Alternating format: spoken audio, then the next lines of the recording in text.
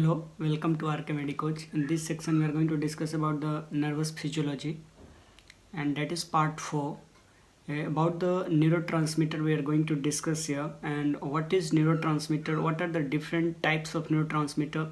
How they are going to classify it, and what are the chemical substances they are participate in the transmission of impulses from the one nervous cells to the other target parts or the target nervous cells. We can see basically the neurotransmitters are the chemical substance. They are going to act by the one nervous system and one neurons, and after that these neurons are going to released at the synapses of this neurotransmitter or the chemicals, and they are acting on the another neuron, or we can say like this, they are acting on the target cells basically. So the neurotransmitters are basically acting like this. Suppose that this is the one neuron, and they are going to secrete some chemical substances from the first neuron. This is the first neuron. They are going to secrete some chemicals here, and these chemicals are called as basically neurotransmitter. And where these neurotransmitter are going to acting, maybe they are the target organ, maybe it is the target organ or the different parts of our organ, or maybe this is also, it can be another neuron, and this neurotransmitter are going to acting on the cell body of that neuron or the dendrites. Their receptors are present on the postsynaptic area. We can say like this. This is the, for this area, this is the presynaptic membrane, and here this one is the postsynaptic membrane, and this all region is called as synapse. And here the main transmission of impulses is occur in the form of chemicals, and these chemicals are secreted here. They are going to action on the another part of the target region, or we can say like this, the postsynaptic membrane of the another neuron. So through which this action potential is transmitted, and we are going to see here what are these chemical transmitters or the chemical neurotransmitters we are going to see. So neurotransmitter is basically the first neurotransmitter is discovered. The first neurotransmitter is discovered, that is acetylcholine is the first neurotransmitter discovered till now. That is discovered by a scientist, that is Otto Loewi. Otto Loewi is the scientist who is going to discover the first neurotransmitter, that is acetylcholine. Earlier it is also known as the vagus stuff. So the first neurotransmitter discovered is acetylcholine. It is discovered by the Otto Loewi, and it is also known as the vagus stuff. Now we are going to classify this neurotransmitter, these neurochemicals, or what is the substances which are going to transmit the impulses from one neuron to another neuron, or the one nerve cells to other nerve cells, or the one neuron to the different target cells. So what are these chemicals? So these chemicals are going to classify it on in several classes. We are going to see the first class is, in the first class we are going to put acetylcholine basically, and in the second class we are going to see about the biogenic amines. And in biogenic amines there are the several, it is a group of some chemicals in which there is including 4 main chemicals, that is NOR-EPINEPHRINE, and we can say epinephrine, NOR-EPINEPHRINE, and dopamine, and serotonin or 5-hydroxytryptamine, that is 5-HT, 5-hydroxytryptamine or serotonin, and histamine. These are the 4 chemicals or the included inside the biogenic amines, and they are the second class of the neurotransmitter. The first one is acetylcholine, second one is biogenic amines, and now we are going to see the third one. The third class is basically depending on the amino acids, is acting as a neurotransmitter, and these amino acids are divided into 2 forms. Either they are going to excitate the nervous impulses, so what they are going to acting on the postsynaptic membrane potential or the target organ, they are going to excite it, or they may be going to inhibit it. These target impulses are going to inhibit. So there are the 2 types of neurotransmitters in the amino acid derivative. They are either excitatory or either inhibitory. We can say the excitatory amino acid neurotransmitter or the inhibitory amino acid derivatives neurotransmitter. What are the excitatory one, that is amino acid neurotransmitter action, we can see here, that is glutamate and aspartate. So now you know the glutamate and aspartate are the excitatory or inhibitory. Either it is excitatory neurotransmitter and it is derived from the amino acid, that is glutamate and aspartate. Same inhibitory, that is gamma aminobutyric acid and the glycine. GABA and glycine, these are the two chemical substances. They are the two amino acids derivative neurotransmitter which is inhibitory in their function. Now we are going to see what are the fourth classes. The fourth classes is now newly added. These are the classes in which basically these are the newly added classes in which what are the chemical substances are included, that is ATP, adenosine triphosphate, we can see, and after that nitric oxide. These are the two chemicals which is included into the class 4. So these are the four classes of neurotransmitters here. In the first, in the second, biogenic amines, in the first acetylcholine, in the second amino acid derivative, and in the fourth newly added group, that is ATP and nitric oxide. Now we are going to see the neurotransmitters criteria.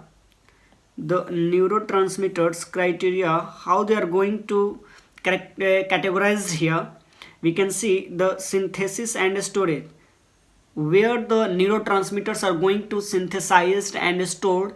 They are going to synthesized and stored at the presynaptic neurons. What does it mean? Suppose that there is two neurons here, you can see in the, this one is presynaptic neuron and this one is the postsynaptic neuron. And now you know synthesis and storage of neurotransmitters is happen in the presynaptic. It means somewhere here the storage and synthesis occurs in the terminal ends of this presynaptic nerve terminal. Now next we can see the release at the synapses. Here is the synapses area. In this area these chemicals are released. This is the second criteria of the classification of neurotransmitter. And the third one, that is action. How they are going to, these chemicals are acting on the postsynaptic membrane or the postsynaptic neurons. So these are the third criteria. Third, second and first. First one, we can see here is the second one. First, second and third. First one is the presynaptic neuron is having a storage and release, storage and what forming, that is synthesis. Next one, in the synapses there is a release of these neurons, and in the third there is a action. They are going to acting on the postsynaptic neuron or the postsynaptic membrane of the neuron, or you can say the target part of the different bodies, different area of the bodies. Now we are going to see for the first class how they are going to perform action and what are their different parts of this acetylcholine. This acetylcholine neurotransmitter is associated with the basically in the action of neuromuscular junction. These are the chemical mediators. They are the chemical substances which are transmit the impulses in the area of neuromuscular junction, basically where the nerve and muscles are acting, they perform their action. Suppose that this is the neuron and here one group of muscle is present. So this area is combinedly called as NMJ, that is neuromuscular junction.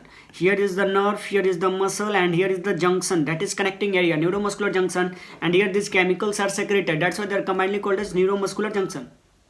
In next section we are going to see at the level of nucleus bacillus marinate. We can see nucleus basalis of Maynard. What does it mean? Here the acetylcholine, the neurotransmitters is the neuromuscular junction. They are situated at the scene at the level of nucleus bacillus of Maynard. They are the basal forebrain complex, and this complex is important for the memory functioning. This complex is important for our memory functioning basically. What does it mean? This nucleus bacillus of Maynard is responsible for the memory storage in our brain or the memory functioning. These complexes are for the memory functioning in our brain. So now we are going to see these are the increased acetylcholine during the rapid eye movement sleep, REM sleep and NREM sleep, that is the rapid eye movement sleep or the non-rapid eye movement sleep. So this acetylcholine amount will be increased during the rapid eye movement sleep. So next we can see they are the also neurotransmitter of the sweet gland. This neurotransmitter, that is acetylcholine, is also the neurotransmitters for the sweet gland, and that's why they are called as the sympathetic cholinergic. We discuss later what is it, but for now you have to memorize it. The neurotransmitter of sweet gland is acetylcholine. The neurotransmitters of mare nut is the nucleus bacillus will be the acetylcholine. The rapid eye movement sleep during them, what is the neurotransmitter? That is acetylcholine. These acetylcholine are going to store. Suppose that this is the presynaptic neuron, and here is the acetylcholine storage in the vesicles, and these neurotransmitters are going to release here by the exocytosis process. You know, by the snare protein they are going to stick to the or adhere to the cell membrane of the presynaptic membrane, and after that the calciums are coming and they leads to these calciums are going to contractile protein is situated on the vesicle surface. They are going to attach to the cell membrane and then leads to the exocytosis process is happening. So the exocytosis process is basically due to the snare protein. And now you can also see these proteins required for the exocytosis. What is the protein that is responsible for the exocytosis in these vesicles? That is a snare protein. And this snare protein, a special type of a snare protein, is participate in the exocytosis. That one is called as synaptobrevin. So how it's happened, you can see, suppose that this is the presynaptic nerve terminal, and here the storage of vesicles are present of the neurotransmitters. These neurotransmitters are going to release here by the exocytosis process, by this manner, this exocytosis process, and these chemicals are basically on these vesicles. There is a special type of, we can say, on these vesicles there is a special type of proteins are present. These proteins are called as a snare protein, and this snare protein is a special type of protein in their class, that is synaptobrevin. They are going to stick to this membrane, and the moving of these vesicles towards the membrane, and after that they are going to open here and release their content. So this protein is helpful into the movement of these vesicles towards the membrane, and later on for the secretion. They are helpful in the secretion of these neurotransmitters at the terminal end. So now we are going to see how the botulinum toxin is going to degrade this snare protein. The botulinum toxin is a substance which is going to degrade the snare protein. It means what? You got it now, I think, because the snare protein is present on the vesicles, and these are going to attach or stick to these membranes of the presynaptic nerve terminal. So when it going to degrade, it means what? They are not going to stick to this membrane, and it means they are not going to release the acetylcholine outside, and there is a decrease in acetylcholine content at the synaptic area or the synaptic cleft area, and that's why the Botox or the botulinum toxin is used as a acetylcholine overactivity, used for the treatment of achalasia cardia. They are basically used in the achalasia cardia patient is having the overactivity of the acetylcholine release that can be maintained by this botulinum toxin. They are not going to release more amount of acetylcholine. It will be the helpful in this treatment of this patient. Now we are going to see how they are going to act. These acetylcholine, how they are going to perform their action in our body. There are two types of receptors of this acetylcholine, that is muscarinic and nicotinic. So now you know there is a muscarinic is having 5 different types of receptor: M1, M2, M3, M4 and M5, and nicotinic is having 2 types, NN and NM.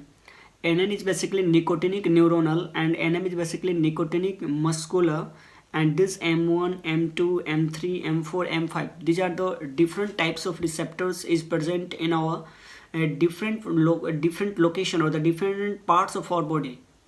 And these receptors we discuss in detail in pharmacology, so I'm not going to discuss here about the different types of receptors of the acetylcholine, so you can go and learn there. Next point, we are going to see about the norepinephrine neurotransmitter. Here we are going to discuss only chemical substances, how they are going to perform their action, and what are these chemicals, what are the different types of these chemicals. So norepinephrine is the second class of the neurotransmitter classification, and it is under the biogenic amines. So it is biogenic amines, and in which the first one is dopamine. This dopamine is converted into norepinephrine in the presence of one enzyme. That enzyme is called as dopamine beta hydroxylase. This dopamine beta hydroxylase enzyme is responsible for the conversion of dopamine into norepinephrine. Suppose that there is any lesion, and because of the not synthesis of the dopamine beta hydroxylase, it means they are not going to convert into dopamine into norepinephrine. So the dopamine amount will be increased in the body. So now you can see the most important location of the norepinephrine. What is the most important location of the norepinephrine, where they are situated in a higher amount, and what is the importance of it? They are present in the locus ceruleus. Locus ceruleus is basically the area is situated in our brain stem in the upper part of the pons. What is the exactly I want to say? Suppose that this is our skull, this is our midbrain, and this is pons, medulla, and suppose that this is your spinal cord, and this is midbrain, pons, and this is medulla here. Now I'm going to tell you, okay, this is the upper part of the medulla and this is the lower part of the medulla. In this lower part there is a locus ceruleus nucleus is present. This is the locus ceruleus LC. This locus ceruleus nuclei is rich of NOR-EPINEPHRINE.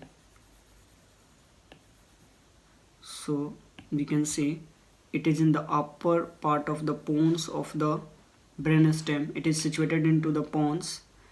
Basically we can say once again, midbrain, pons, here is the pons, and upper part, lower part, so it is situated here, locus ceruleus, not in the brainstem and not in the medulla oblongata. They are situated into the pons, upper part of the pons, and here is the medulla and then spinal cord. So this is the spinal cord, this is the cerebellum, this is the midbrain. So now you know locus ceruleus is situated into the pons upper part, and it is rich of the NOR-EPINEPHRINE as I told you previously, and it is going to always activate the widespread brain area. These are the always activating the whole brain areas by this locus ceruleus nuclei of the upper pons area. And this neurotransmitter is also called as the norepinephrine neurotransmitter, is also called as the neurotransmitters of arousal, because it is responsible for the awake state. The person is in awakening state is maintained by the norepinephrine. So it is important for us to awake the patient is in awake state. Now we are going to see the second one, that is dopamine. It is also under the biogenic amines, and the dopamine is the important neurotransmitter of the brain. It is also important. Now we are going to see the three pathways are working in the brain by the dopamine. The first one is nigrostriatal pathway. We discuss everything in neuroanatomy, how they are going to perform their action. The nigrostriatal pathway is present at the level of basal ganglia, where it is located. Basically we can see here is our brain, this is the midbrain, we can say pons, we can say medulla and spinal cord. Now you can see this nigrostriatal pathway, here is our brain in which there is the basal ganglia is present. Basal ganglia, from this basal ganglia substantia nigra in the midbrain is present, and these are sending their impulses to the down. So nigrostriatal pathway is the dopamine facilitate the voluntary function. We are not going to discuss about the detail about it, nigrostriatal pathway, how they are going to perform. It is already in our neuroanatomy, so we can learn from there. Now you can see the dopamine facilitates the voluntary movement only. This dopamine, what the dopamine is present in our brain, they are going to facilitating the voluntary movements. What the movement is voluntarily performed in our body. Now the Parkinsonism is characterized if any person is having symptoms of Parkinson disease is appeared in his body, that is called as Parkinsonism. And there are three characteristic features of the Parkinsonism, that is hypokinesia, rigidity and tremors, and that is basically the resting tremors. There is a three main symptoms of the Parkinsonism we can see. The first one is tremor, and that is basically resting tremor. Next one, rigidity, and here we can say hypokinesia or bradykinesia. So these are the three main symptoms which can appear in the Parkinsonism due to the deficiency of the dopamine, or due to the decrease in amount of the dopamine.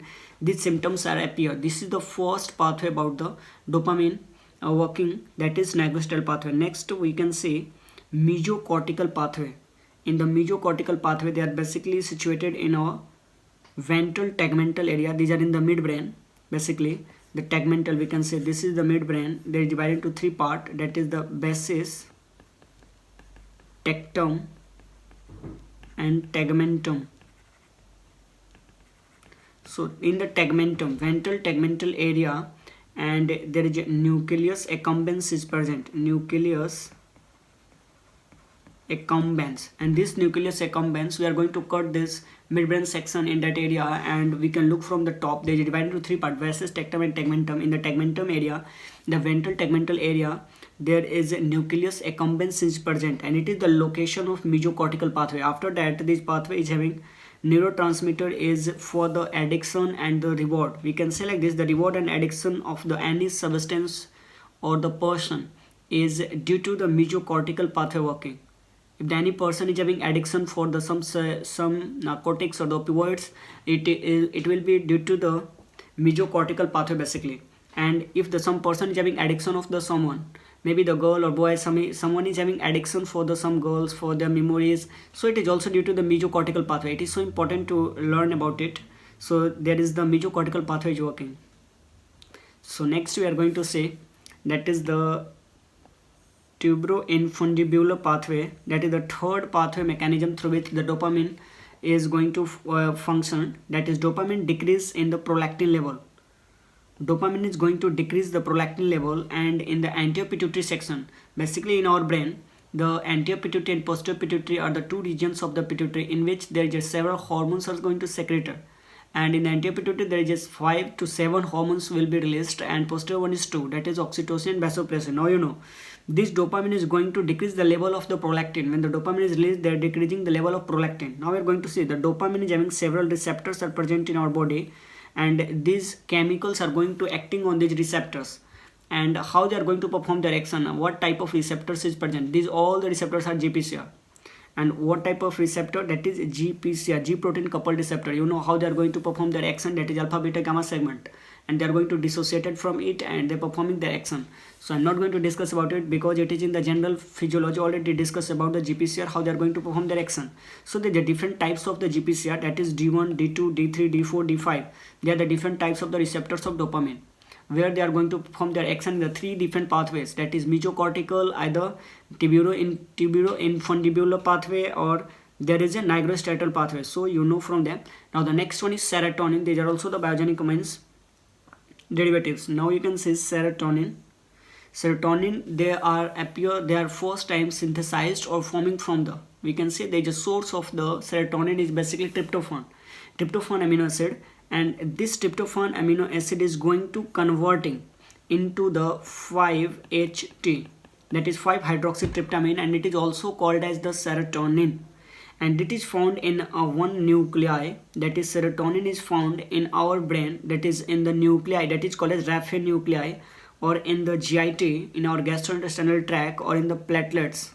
So in these three regions, these serotonin are found in the higher amounts, either in the platelets, either in the GIT, or either in the raphe nuclei of our brain. Now we can see these are the predominantly inhibitory neurotransmitter. So this neurotransmitter is going to inhibit where they are going to perform their action. Either they are going to perform their action in the brain, they are going to inhibit that particular neurons or the particular neurocyte cells or the particular organ of that area. Now we are going to see next function, the serotonin receptors. What are the different receptors of the serotonin? There is a 5-HT1 to 5-HT7. It means the serotonin is having 7 receptors, 5-HT1, 5-HT2, 5-HT3, 5-HT4, like this till 7. So all these 5-HT1 to 5-HT7 are acting on the GPCR. It means they are going to perform their action by the alpha beta gamma section dissociation, and they perform their action in the different cells in the different area of our body where they are present. But except 5-HT3, this 5-HT3 out of 5-HT1, 5-HT2, 5-HT3, except 5-HT3, all the 5-HT1 to 5-HT7 types of the serotonin functioning, their serotonin receptor, they are going to form their action by the GPCR, but 5-HT3 is going to form their action by the ion channels. And how the 5-HT1, we can say the 5-HT2 is divided into two parts, 5-HT2A and 5-HT2TC it is, and 5-HT3 and 5-HT4. What are the main role and what are the main role of these receptors in our body? The 5-HT2A, we can see they are responsible, their role into the platelet aggregation. The platelet are going to aggregate it in our blood vessels, we can say, when any damages is appear in our body. Now next one we can see 5-HT2C, they are going to decrease the food intake. They are going to decrease the food intake in our body, so it is a satiety center is going to activate it, that is 5-HT2 center, that is serotonin receptors also. And 5-HT3, they are responsible for the vomiting, so it is also responsible for the vomit center. Now we can say 5-HT4, it is for the GIT, they are acting on the GIT, for the peristalsis movement is performed by them. So peristalsis, vomiting, satiety center, the platelet aggregation, these all are done by the which type of neurotransmitter? That is serotonin. What type of receptors are acting on them? That is the serotonin receptors. 5-HT, T2A, B, or we can say like this H2T, H2T, or after that we can see HT3 and HT4. The regulation of sleep is maintained by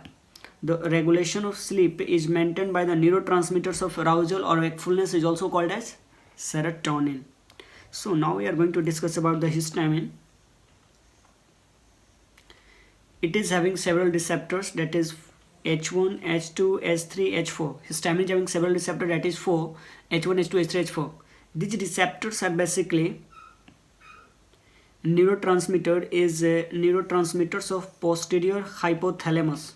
Now you know, suppose that this is our pituitary gland and this is our anterior section and this is our posterior section. In this posterior section, what the neurotransmitter is released, that neurotransmitter is histamine. So the neurotransmitter of the posterior hypothalamus, what is it? That is histamine. Good. Now we are going to see these neurotransmitters are responsible for what? What is the functioning of these neurotransmitters in our body? Basically the functioning of these neurotransmitters in our body is, here we can see, that is arousal and awake state. The person is going to awake and the arousal. So the arousing and awakening state is maintained by the which type of neurotransmitter? That is histamine. And histamine blocker, one histamine blocker drug is important here, that is we can see chlorpheniramine and malatate. We can see the malate, that is the drug is acting as a sedation in our body and it is the histamine blocker. We can see this association with the gastric acid secretion in the stomach also. These histamine receptors are also associated with the gastric acid production in our stomach, that is acting in our stomach. The acid production is maintained, or the acid production is regulated by these receptors also. So there is a receptors of the histamine is regulating the gastric acid secretion. Now we are going to see the amino acid neurotransmitters. The first one is glutamate. You can see here the first one is glutamate, amino acid derivative neurotransmitter, and glutamate and aspartate are the two neurotransmitters which are the excitatory in nature. Now you know from the initial, these are the excitatory neurotransmitter and their receptors are two types, AMPA receptors and NMDA receptors, and also one more, that is kinetic acid or the kinetic acid receptor. So there are three types of receptors are present in the glutamate, that is the AMPA, NMDA and kinetic acid. The AMPA receptors are working through the sodium channel or the sodium ion channel. They are acting through the sodium ion channel, that is AMPA receptor, and the NMDA receptor is acting through the calcium ion channel. So now you know the AMPA receptor is acting through the sodium and the NMDA receptor acting through the calcium channel. Both these ions are regulated. Both are ions regulated. In the glutamate amino acid derivative derived neurotransmitter, these are having two receptors, that is NMDA and AMPA. These are acting through calcium and sodium ion channels, and both these receptors are acting through the ion channels. It's true. And both the receptors, what the receptors are discussing here, AMP and NMDA receptors, are seen at the hippocampus area of our brain. It is situated in the cortical section, in the mid part of our cortex, and we can see the hippocampus. They are related with the memory. They are converting this neurotransmitter glutamate is going to convert short-term memory. They are going to convert the short-term memory into long-term memory. So the short-term memory is converting into long-term memory by the which type of neurotransmitter? That is glutamate. It is excitatory type of neurotransmitter. In what area of our brain this memory is going to transmitted into the long-term? That is hippocampus. So the most important function of the hippocampus is long-term potentiation of the impulses. We can see the long-term memory retention is done by the hippocampus. So the long-term LTP, the long-term potentiation of the short-term impulses will be transmitted into long-term potentiation effect of these impulses. So it is done by the hippocampus. Now we are going to see next one, GABA, gamma aminobutyric acid, which is also inhibitory in nature. These are the inhibitory neurotransmitters of the brain. And next we are going to see there are the three types, GABA B, A, B and C. A and C are acting through the ion channels. A and C are acting through the ion channels, and B is going to perform their action through GPCR. Once again, G protein coupled receptor and alpha beta gamma segments of the GPCR. So you know now the GPCR, how they are going to perform action. Just we are discussing here the GABA B is acting through GPCR, and GABA A and C are going to perform their action through the chloride channels, or we can say the ion channels, that is chloride influx into the cell. In this, the opening of the either GABA A or GABA C channel, the opening, suppose that this is the GABA A or C, after when the opening of the channels leads to the entrance of or the influx of chloride inside the cell. Suppose that this is inside and this is outside. The inside the cell, the chloride is going to move. In the GABA A and GABA C. So the GABA A and GABA C are the ion channels. There leads to hyperpolarization of the cell, and they are going to inhibit the cell. How they are going to perform the hyperpolarization cell? These are the negative charges. The accumulation of negative charges inside the cell, it leads to hyperpolarization of the cell, and it leads to the inhibition of cell. This neurotransmitter of basal ganglia, this neurotransmitter, that is GABA, is the neurotransmitter of the basal ganglia basically. So now you know the neurotransmitter of basal ganglia is GABA. Neurotransmitter, the loss of GABA is in the acetylcholine at the stratum. If any patient is having some disease, that is like Huntington's chorea, we can say like this, the Huntington's chorea is a hyperkinetic disease. It means the patient body is moving like the dancers. Some dancers, you can see the dancers basically they are moving their body in any region, or they're moving their body in the 360 in the different part, in the different way, in the different environment. How they are going to perform their action? So that same as in the Huntington's chorea patient, they are moving their body. They wants to hold something in his hand, but their hand is moving like this. They perform their actions. They are not going to in the perfect place. They are moving towards the different direction. They are moving far from that way. So it is difficult to hold something in the hand of Huntington's chorea patient. Their movement of the joints or the hand is the hyperkinetic way. So it is due to the basically loss of gamma aminobutyric acid and the acetylcholine. They are present in the cortical region or the stratum region of the basal ganglia. The basal ganglia is having a stratum region, that is neostratum. We discuss everything in the neuroanatomy. You can go and watch it. there. I'm not going to tell everything here. So in this patient is having some disease appear because of the deficiency of some neurotransmitter GABA and acetylcholine. Now we are going to see the next glycine. It is also inhibitory type of neurotransmitter, and it is situated in the spinal cord level, and these are also responsible for the ion channels, that is chloride ion channels. They are going to influx inside the cell, also leads to the hyperpolarization, and cell is going to inhibited. So once again there is a hyperpolarization and inhibition is occur inside the cell. The chloride channels is open, there is receptors for the glycine is present, and the chlorides are moving inside the cell, and it leads to the hyperpolarization of the cell, and there is an inhibition of cell. These neurotransmitters are going to perform the Rann-Shaw cell function. What is the Rann-Shaw cell? Is basically, suppose that here is the one neuron, here is the one neuron, and here is the one neuron, here is the another neuron. This one specific neuron is going to inhibited by the Negver neurons. The Negver neurons sending the impulses to the one neuron to inhibiting their function. So in which these Rann-Shaw cells are going to increases the potentiation, increases the potency of that neuron. Their effect will be going higher. Suppose that these all neurons is going to inhibiting them, so their action will be going to decrease. But there is a lot of neurons which is performing the same function. It leads to potentiation of the one specific neuron for their function. With the same here, the Rann-Shaw cell is going to inhibit the alpha motor neuron. So the alpha motor neuron, we discuss everything in the muscles, so you know now the alpha motor neuron is basically going to inhibited by the Rann-Shaw cells. They are inhibitory cells of the neurons, and we can see the statin is in the spinal poison. Statin is using as a spinal poison. They are going to inhibit the Rann-Shaw cells. What is the inhibitory cells? That is Rann-Shaw cell is going to inhibit by the some chemical, that is estrogen, and we can see this is stimulating the alpha motor neuron, and the person is suffer from the spasticity.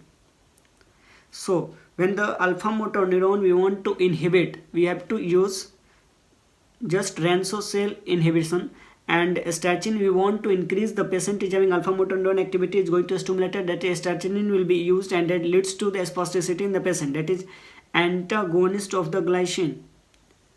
So the statin is the antagonist of the glycine. Next one is titanospasmin. We can see titanospasmin. What is it? It is the tetanus toxin which is going to inhibit the GABA and glycine. GABA and glycine both are the inhibited neurotransmitter, and it can be inhibited by the one special type of toxin, that is titanospasmin.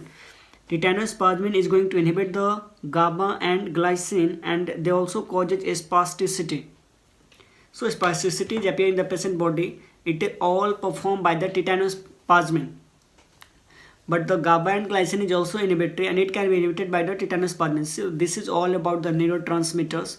What are the different types of neurotransmitters? What are the location of these neurotransmitters? From here, from the physiology point of view, we have to just learn what are the location of these neurotransmitters, where these neurotransmitters is present in our body, how they are going to divided, how the different types of classification of these neurotransmitters is going to define. And in this section, we also define about the some pathways or the some different types of receptors of these neurotransmitters in the different area, and some antagonist or different action excitatory or inhibited neurotransmitter, how they are going to perform their action on their classes.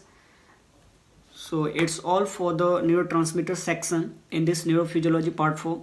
We discuss in next section different parts of the nervous physiology. We are making here the building now we are building the concept about the neurophysiology. Later on we are going to discuss in detail about the nervous physiology and the nervous different about the neural degenerating diseases or the different types of the disease associated with it. So thank you. See you in next video about the nervous physiology. So take care. Bye bye.